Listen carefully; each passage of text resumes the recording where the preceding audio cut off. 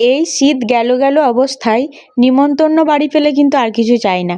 একটু সাজগোজও হয়, আবার খাওয়া দাওয়াটাও ভালো হয়। ভীষণ সুন্দর ব্যাপার না? আমার তো বেশ মজা আজ। তবে খাওয়া দাওয়ার থেকে আমার সাজগোজের ঝোঁকটাই বেশি। মানে কোথাও গেলে যে একটু টুকিটাকি সাজতে পারবো, এটাতে আমি বেশি খুশি হই। যাই হোক, শেষে সিঁদুরটা পরে আমি সাজটা কমপ্লিট করে নিলাম। এদিকে আগেই আমি ঈশানকে রেডি করে দিয়েছিলাম। এই দেখো, বাইকে যাব বলে অনেকটা দূর যাব সেটা ভেবো না, আছে গ্রামেই একটা অন্নপ্রাশনের নিমন্ত্রণ। হাঁটা পথে 15 মিনিট, আর বাইকে তো 5 মিনিট লাগবে। এই যে বলতে বলতে পৌঁছেই গেছি।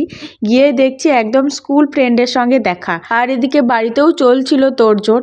যাই হোক, আমরা তো খেয়ে নেবো আগে, তাই চলে এসেছি প্যান্ডেলে। আর একটু সময়েই বসে গেছি, কারণ ঈশানের তো একটু খেতে সময় লাগবে, সেইভাবে আগে ভাগেই বসে গেছি যাতে একটু সময় নিয়ে খেতে পারি। খাওয়া দাওয়া সেরে এই যে পুচকুটাকে একটু আদর করে নিলাম, ও তো ভীষণ কান্নাকাটি করছে।